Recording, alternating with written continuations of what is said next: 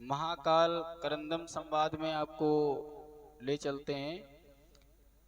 नारद जी कहते हैं, कुंती पुत्र अर्जुन, महादेव के अंतर्निहित हो जाने के बाद महाकाल का चरित्र सुनकर राजा करंदम वहां पर आ गए और उन्होंने महिसागर संगम के जल में स्नान किया तथा महाकाल का दर्शन करके अपने जीवन को सफल बनाया। फिर उन्होंने महाकाल से पूछा, भगवान, मेरे मन में सदा संदेह बना रहता है, मनुष्यों द्वारा पितरों का जो तर्पण किया जाता है उसमें पितरों के निमित्त दिया जाने वाला जल तो जल में ही चला जाता है, फिर हमारे पूर्वज कैसे तृप्त होते हैं। इस प्रकार दिया हुआ पिंडदान सब यहीं रखा देखा गया है, तो हमें ये बताएं कि कैसे वो पितरों को प्राप्त होता है और उनके उपयोग में कैसे आता है। तब महाकाल ने कहा, हे राजर्षि करंदम, पितरों और देवताओं की योनि ही ऐसी होती है कि वे दूर से कही हुई बातें सुन लेते हैं, दूर की पूजा को भी ग्रहण कर लेते हैं, दूर से ही की हुई स्तुति से वे संतुष्ट हो जाते हैं। इसके सिवा वे भूत भविष्य वर्तमान सब कुछ जानते और सर्वत्र पहुँचते हैं। 5 तन्मात्राओं मन, बुद्धि, अहंकार और प्रकृति, इन 9 तत्वों का बना हुआ उनका शरीर होता है। देखो, पितरों के भी क्या क्या मन, बुद्धि, अहंकार और प्रकृति नेचर होते हैं। इनके भीतर 10वें तत्व के रूप में परमात्मा भगवान पुरुषोत्तम का निवास होता है। कौन पूछ रहा है? महाराज करंदम पूछ रहे हैं कि पितरों को जो आजकल हम लोग जल देते हैं, पिंडदान करते हैं, तो सब देते यहीं रहे से जाता, तो मिलता कैसे है? तो कह रहे थे, पितरों को और देवताओं को गंध तथा रस तत्व से वे तृप्त हो जाते हैं, शब्द तत्व से प्रसन्न होते हैं और स्पर्श तत्व को ग्रहण करते हैं। किसी को भी पवित्र देखकर उनके मन में बड़ा संतोष होता है। जैसे पशुओं को भोजन तृण और मनुष्यों का भोजन अन्न कहलाता है, वैसे ही देव योनियों का भोजन अन्न का सार तत्व है। तो इसीलिए जैसे हवन करते हो, समिध सामग्री लेकर के जब अग्नि में डालते हो, ओम इंद्राय स्वाहा, तो जब वो भस्म होता है तो उस आहुति की जो गंध जाती है उससे इंद्र भगवान तृप्त हो जाते हैं। और स्वाहा क्या करती हैं? उस सामग्री को जो उस समय उनको जरूरत है जिस जगह की, वो बना कर दे देती हैं। कैसे बना के देती हैं? तुम्हारे पेट में एक अग्नि जल रही है, पता है, जठराग्नि। तुम्हारे शरीर को क्या चाहिए? स्किन को विटामिन सी चाहिए, क्या ई चाहिए, किसी को सी चाहिए, किसी को रस चाहिए, किसी को हीमोग्लोबिन चाहिए, किसी को कार्बोहाइड्रेट प्रोटीन चाहिए। ये सारी चीजें बॉडी में जरूरत हैं। तो अग्न्याशय क्या करता है? सब जठराग्नि उसे जला करके और लीवर में रस भेज देती है। वो अग्नि पेट के अंदर हवन हुआ, उसको जलाई और लीवर की तरफ सारा रस भेज दिया। लीवर ने क्या किया? हिस्सा लगाए बैठा हुआ है, ये खून का विभाग है, ये हड्डी विभाग है, ये दिमाग को जाएगा, ये इनको जाएगा, तो वो सारे रसों को क्या कराता है? स्पर्श कराता है। देखो कितना बढ़िया भगवान ने शरीर में सिस्टम बना दिया। जठराग्नि जलाती है, लीवर क्या कराता है? उनको हवा के मिक्स करके तुम्हारे ब्लड में दे देता है। और जो जो तुमको चाहिए शरीर में, वो तुम्हारा पूरा भोजन माइंड बताता रहता है, किसको क्या चाहिए मिलता रहता है। और बचा कुचा जो अवशिष्ट होता है, जिसको कहते हैं राक्षस ग्रहण करते हैं, गिरा हुआ नहीं खाना चाहिए, तो जो अपाच्य रस है उसको किडनी छान करके अच्छे अच्छे जो रोकती है और सारी चीजें आपके मूत्र मार्ग से निकाल देती है। तो यही हवन प्रक्रिया समझिए। पेट में जो स्वाहा रूपी जो अग्नि है, वो देवताओं की पाचन अग्नि मानी गई है। और स्वाहा की अग्निदेव की 2 पत्नी है, एक स्वाहा, दूसरी पता है कौन से? स्वधा। तो जो पितरों के निमित्त जो तर्पण के द्वारा, अब जैसे अग्नि से दे दिया, गंध मिला, अब उनको जो रसात्मक स्पर्श चाहिए होता है, तो स्पर्श जैसे आप समुद्र में खड़े हुए, तीर्थों में खड़े हुए सूर्य को रोज अर्घ देते, ओम गृणी सूर्याय नमः, तो वो जल जब आप सूर्य को देते हैं तो वो प्रकाश, सूर्य के प्रकाश, सूर्य हमारे कौन है? आदि देवता हैं। प्रकाश में उन जलों का स्पर्श होता है, हवा में स्पर्श होता है, और उससे देवता चाहे जितनी दूर हैं वो उस रस को ग्रहण कर लेते हैं। तो जो तुम्हारा काम जठराग्नि लीवर करता है वो देवताओं के लिए हवन कुंड काम करता है, और जो तुम्हारे लीवर के रस पित्ताशय आदि में किडनी का काम करता है वो तुम्हारा अंजूरी भर जल काम करता है। इससे देवता और पितृ संतुष्ट हो जाते हैं। वैसे ही देव योनियों का भोजन अन्न सार का तत्व है, और संपूर्ण देवताओं की शक्तियां चिंतन की सीमा से परे और ज्ञान के द्वारा ही जान सकने वाली हैं। जब आप उपनिषद आदि का विधिवत अध्ययन करोगे तब आपको ये सारी जानकारी। अब वे अन्न और जल का सार तत्व ग्रहण करते हैं। सार तत्व जो है वो शेष स्थूल, ये हमें नहीं दिखाई पड़ने वाली चीज है।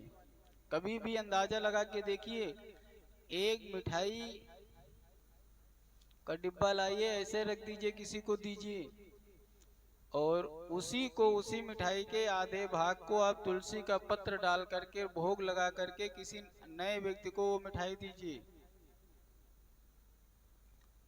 वो प्रसाद बन जाती है, उसका स्वाद दूसरा हो जाता है और वैसे निसार हो जाती है।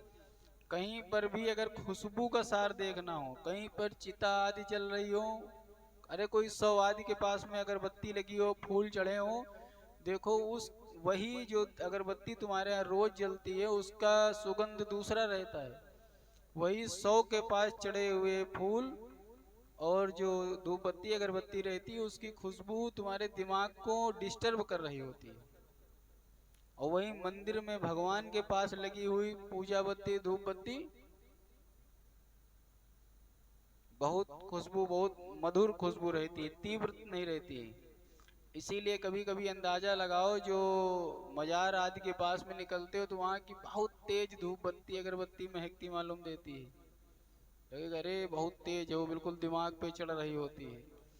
तो करंदम ने पूछा, श्राद्ध का अन्न तो पितरों को दिया जाता है, परंतु वे अपने कर्म के अधीन होते हैं। यदि वे स्वर्ग और नरक में हो तो स्वर्ग जो श्राद्ध आदि का भोजन कैसे प्राप्त करेंगे? वैसी दशा में वरदान देने में कैसे समर्थ हो सकते हैं?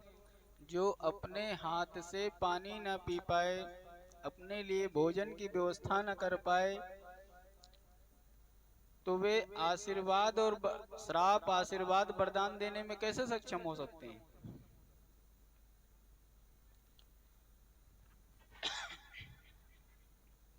तो जैसे अभी बताया कि तुम्हारा शरीर एक मशीन है,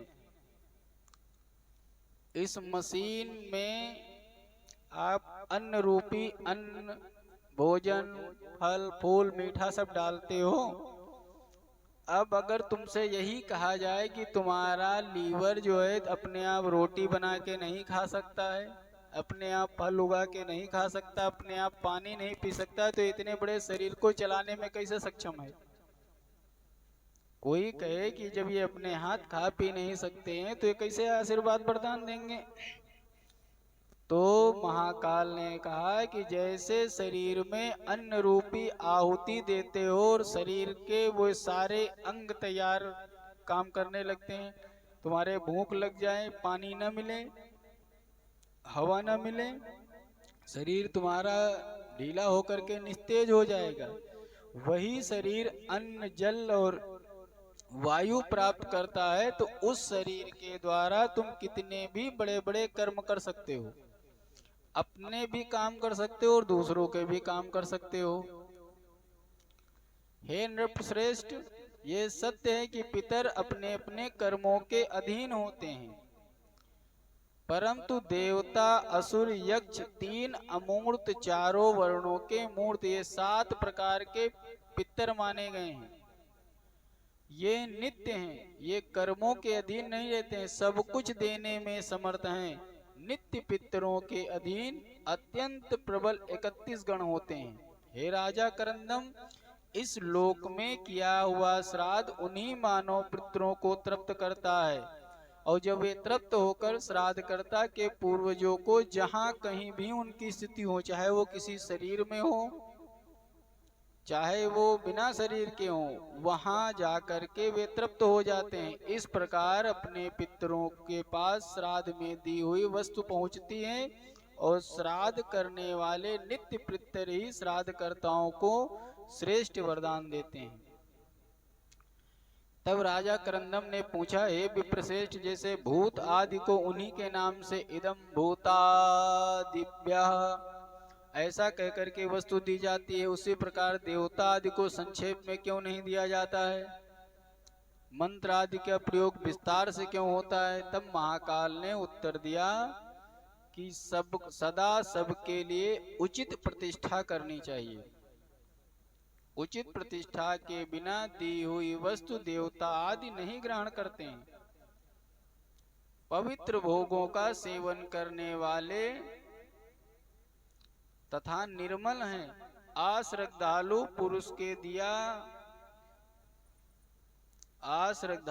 पुरुष के द्वारा या बिना मंत्र के दिया हुआ कोई भी भाग्य हव्य होता है, उसे देवता स्वीकार नहीं करते हैं।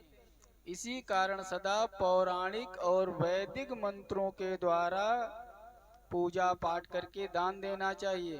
कहने लगे कि ऐसे ही जो अन्न जल जमीन में गिर जाए, करंदम सोच रहे हैं कुछ ऐसी व्यवस्था हो जाए, कर्म ना करने पड़े। तो कहने लगे, अगर तुम्हारे घर में कोई आए, तुम्हारे घर की फ्रिज में, उदाहरण समझ में आ रहे हैं, तुम्हारे घर में सब कुछ भरा रखा हुआ है, भले तुम्हारे पिताजी हैं, लेकिन अब तुम्हारे सबके होते हुए वे जाएं फ्रिज से पानी निकाल के पिएंगे? खाना बना के रख दो, अगर पूछोगे नहीं तो वो खाएंगे? तो नियम ये होता है कि आदर सम्मान के साथ आप पूछें उनसे कि भैया खाना बन गया है, लेके आए, ये प्रेम से खा लीजिए। और रुचिकर भोजन पूछा जाता है, ऐसा नहीं कि सब कुछ है कि जो बनाया है वो खा लेंगे। आज क्या बनाया जाए, रोज नाना प्रकार बच्चों से पूछते नहीं होगी, आज क्या बनेगा, क्या खाओगे, चलो बेटा खाना खा लो। तो ऐसे क्या देवता और पितर थोड़ी अपने आप पालेंगे?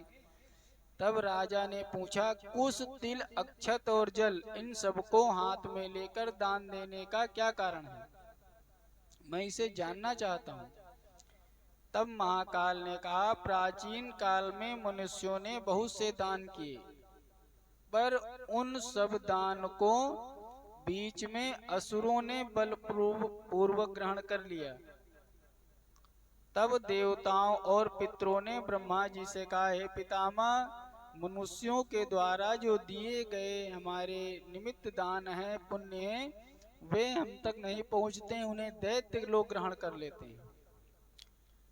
अतः आप इस हमारे यज्ञ की रक्षा करिए, जिससे हमारे निमित्त जो दिया जाए हमको मिले, नहीं तो हम नष्ट हो जाएंगे।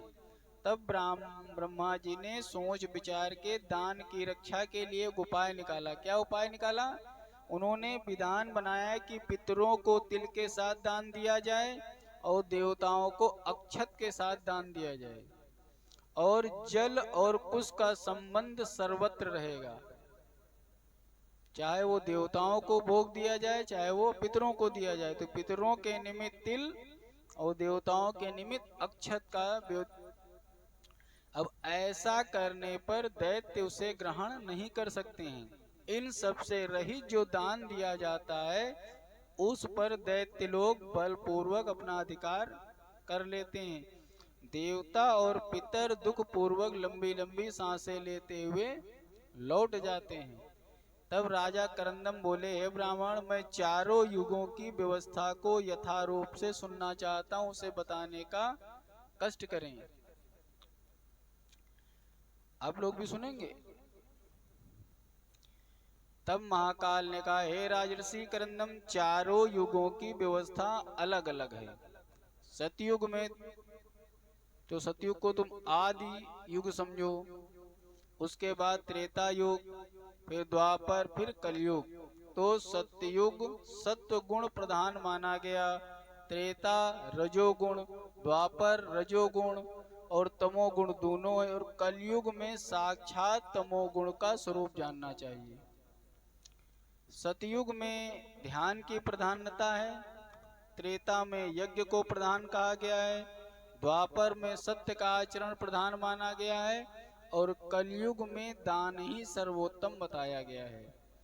कलयुग में अगर आप कोई भी कार्य नहीं कर पा रहे हो तो सिर्फ आप अपने धन से दान देते रहो। यानी आप देखो, पहले यज्ञ जैसे आप करोगे तो उसमें आपका माना जाता था क्या होना चाहिए, सत्यवादी हो, धर्माचरण करने वाले हो, कुल गोत्र से ऊंचे हो, पदवी प्राप्त है, अधिकार लेते हो कि नहीं है तुम्हारा ये यज्ञ करने का। लेकिन कलयुग में इतना बढ़िया अवसर है, तुम कोई भी कहां से भी कैसे हो, तुम अपने लिए धन अर्जित करके और यज्ञ संपन्न करवा सकते हो। यानी दान दे करके, दान देते हुए अपने लिए सारी पूजा पाठ यज्ञ अनुष्ठान तुम सारे अपने संपन्न करा सकते हो, कोई रोक टोक नहीं है। अपने निमित्त आचार्य नियुक्त करो, उनको दान दक्षिणा से संतुष्ट करके, और अपने निमित्त सारे यज्ञ, पंडित जी बैठ के जपो हमारे लिए, पंडित जी जपते रहेंगे, देते रहो दक्षिणा, सब फल तुमको मिलता रहेगा। सतयुग में मानसी सृष्टि होती थी, जो सोचो वो बन जाता था। तभी तो जब सतयुग से जब आरंभ होता है तो सबसे पहले ब्रह्मा जी बैठे, यार सृष्टि बननी चाहिए, पुत्र बन गए, ऋषि बन गए, भाव बन गए, क्रोध बनना चाहिए, कहीं ये काम बुरा कर रहा है तो इसको दंड देने के लिए तो शांत बैठा है, तो क्या करना चाहिए, क्रोध बना दो, सत्य बना दो, धर्म दो, हर चीज के भाव, मानसी सृष्टि, जो सोचो वो चीजें बना दी जाती थी। अब उस समय सबके जीवन निर्वाह के लिए वृत्ति रस और उल्लास परिपूर्ण होता था, और समस्त प्रजा सतोगुणी तेज से संपन्न होती थी, और सारे प्राणी सदा तृप्त रहते थे, क्योंकि वो जो चाहते थे वो चीजें कर लेते थे। सब मनुष्य एक मत होकर के भगवान शंकर का ध्यान करते थे। और जानते हो, पशु पक्षी पेड़ पौधे नदी तालाब, बताया तो पूर्व भागों में, सब एक दूसरे से बात कर लेते थे। बैठे हुए हैं तो कोई, अब कोई अमरूद लगा हुआ है पेड़ में, तुम्हारी खाने की इच्छा है, वो तोड़े जाओ, कहे भैया अभी न तोड़ो यार, तो तुम खाओगे?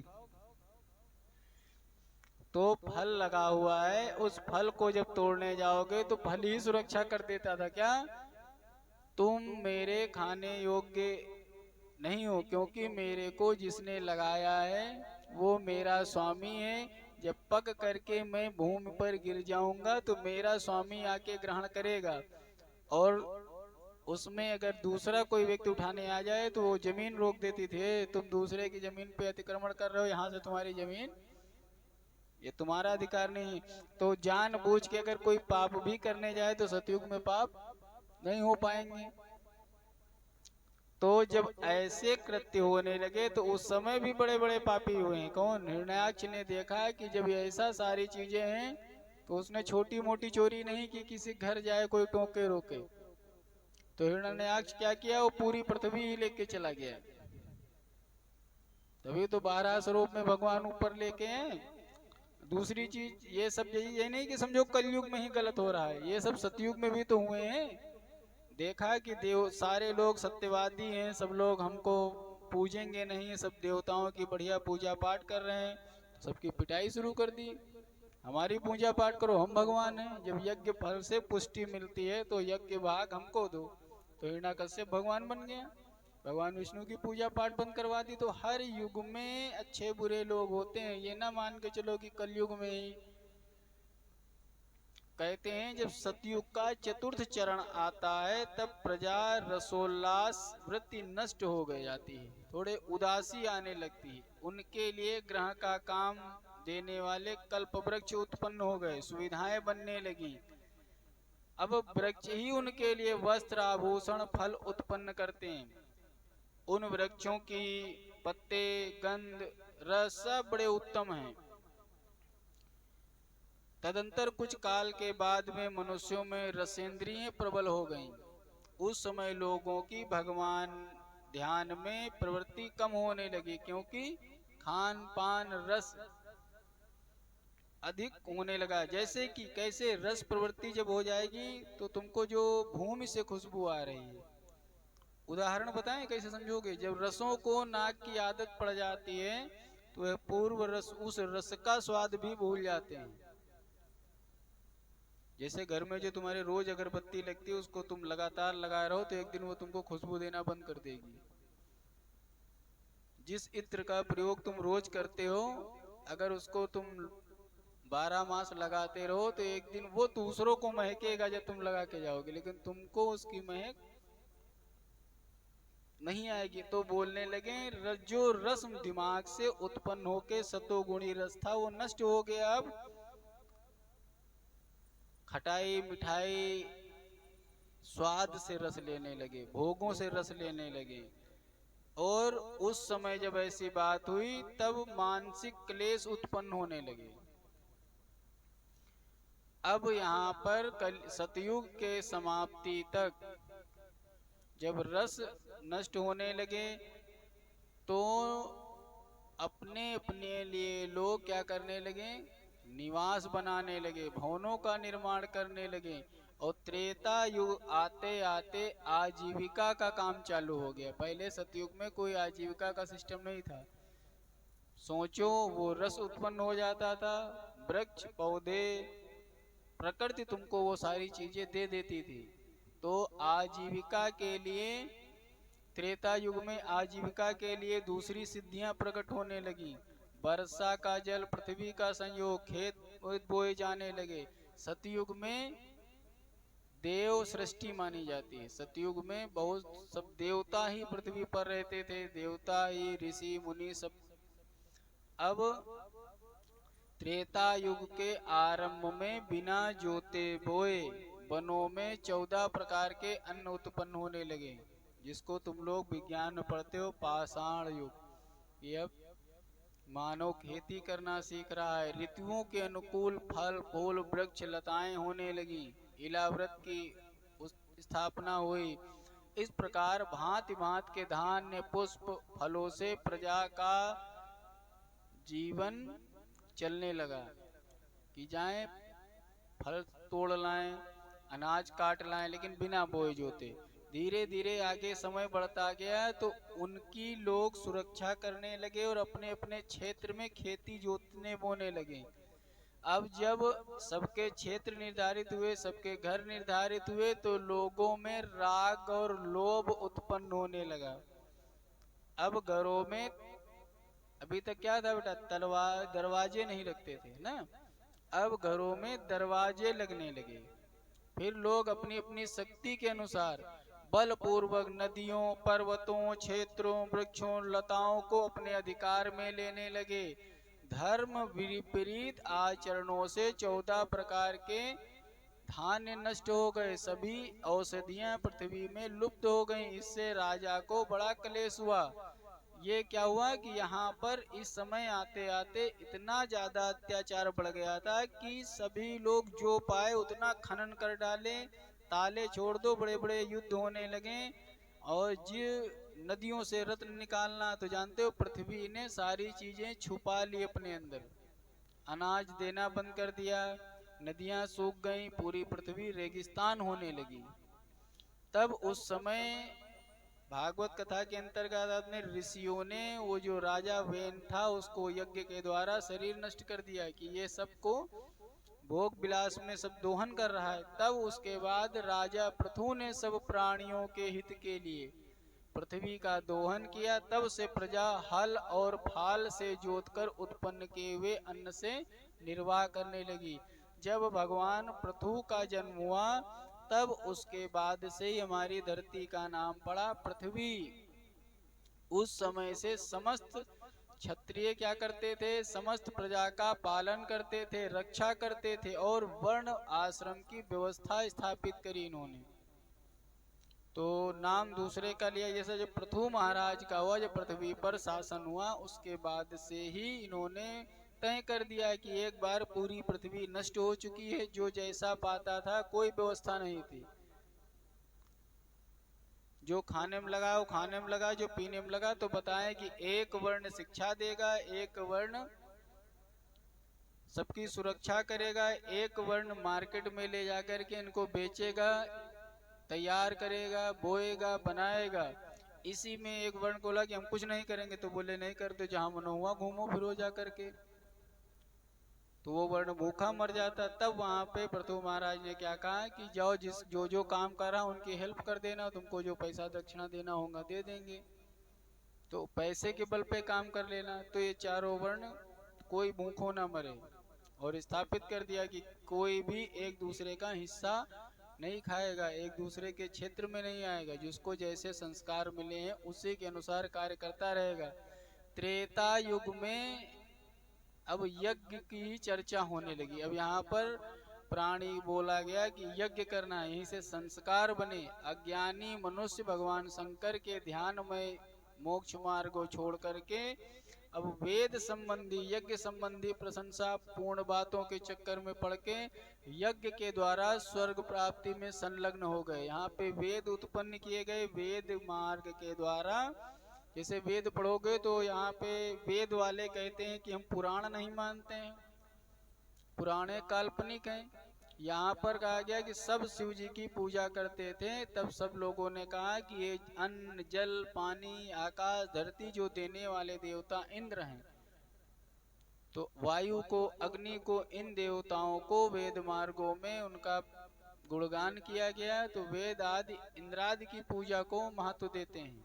यज्ञ करोगे तो सारी चीजें यज्ञ करोगे, देवता पुष्ट होंगे, तो देवता हमारी पृथ्वी पर जल वृष्टि करेंगे, जीवन देंगे, अन्न धन देंगे। यहाँ पर बोला गया कि जब 2 युग तक भगवान दे रहे थे, उससे पहले क्या कौन दे रहा था? अब यहीं से यज्ञ प्रकाश में आए। वो यज्ञों को प्रधान किसने बताया? वो स्वर्ग प्राप्ति में संलग्न कि आप यज्ञ करोगे तो तुमको स्वर्ग मिलेगा। तदंतर द्वापर आने पर मनुष्यों में द्वेष बुद्धि उत्पन्न हो गई। मन, वाणी, क्रिया के द्वारा बड़ी कठिनाई से जीविका चलने लगी। अब यहाँ पर हस्तक्षेप होने लगा, छीना झपटी होने लगी। द्वापर में ही भगवान कृष्ण का जन्म हुआ था, तो उसी समय कंस जैसे राजा हुए, शक्तिशाली, छीन लेने वाले, अधिकार करने वाले, माता पिता को कष्ट देने वाले। तो लोभ बढ़ गया और धैर्य का त्रास हो गया। लोभ क्या बढ़ गया? देखो, कंस ने सोचा कि अब ये जब तक ये रहेगा, बूढ़ा हो गया है, तब तक ये राज्य करता रहेगा क्या? तो अपने पिता को जेल में डाल करके धैर्य का त्रास हो गया। अपने पिता के मरने तक की भी लोग इंतजार न करें कि ये जीते रहेंगे तो हम राजा नहीं बनेंगे, इनको जेल में डाल के राजा बन जाएंगे।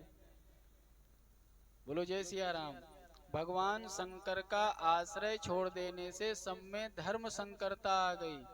धर्म संकरता क्या आ गई कि जो देवता हमारा पेट भरेगा, जिस देवता से हमारी जीविका चलेगी, जिस देवता के द्वारा हमको सम्मान मिलेगा, उसको हम भगवान मानेंगे। तो कंस के राज्य में रहना था तो महाराज कंस की जय, ले जाओ डलिया भर के खूब धन।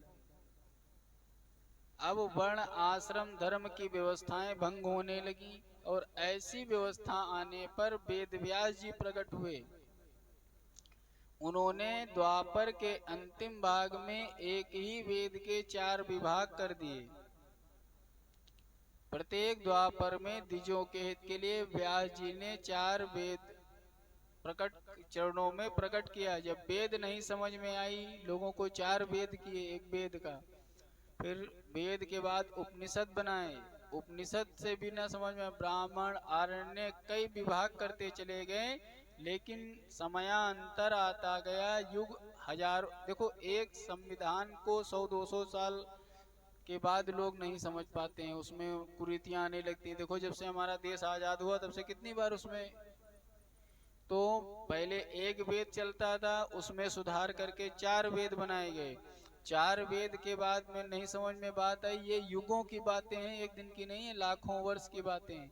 फिर उनमें 4 डिपार्टमेंट किए, उनको भी जब नहीं आई तो क्या करने लगे कि दूसरों को सबक भी मिले कि हमारे पूर्वज ये काम कर गए हैं, तुम क्यों सुधर नहीं रहे हो। तो इतिहास की रचना करी, और इतिहास के बाद उन्होंने बताया कि सर्वोच्च कौन शक्ति है और कौन सृष्टि को चलाने वाला, ये सब बताने के लिए पुराणों की रचना करी।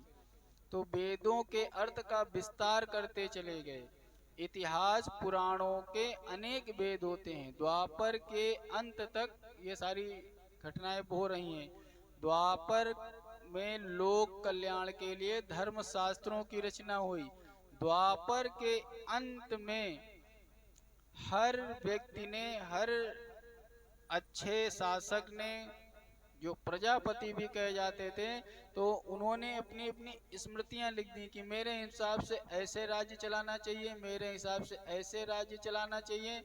तो मनु, अत्रि, विष्णु, हारित, याज्ञवल्क्य, उष्णा, अंगिरा, यम, आपस्तम, संवर्तन, कात्यायन, बृहस्पति, पराशर, व्यास, शंख, लिखित, दक्ष, गौतम, सातातप, वशिष्ठ, ये सब धर्मसार के प्रवर्तक आचार्य। इन्होंने अपने अपने हिसाब से श्रुतियों और स्मृतियों को लिख करके संसार में कि एक मार्ग पकड़ लो, इसके द्वारा चलोगे तो ये धर्माचरण कही जाएंगी। तो जो धीरे धीरे अब कली का वर्णन में कलयुग आ गया। अभी तक तो मैं कहाँ तक बताया, द्वापर तक। अगले भाग में आपको कली के बारे में। श्री राम जय जय राम।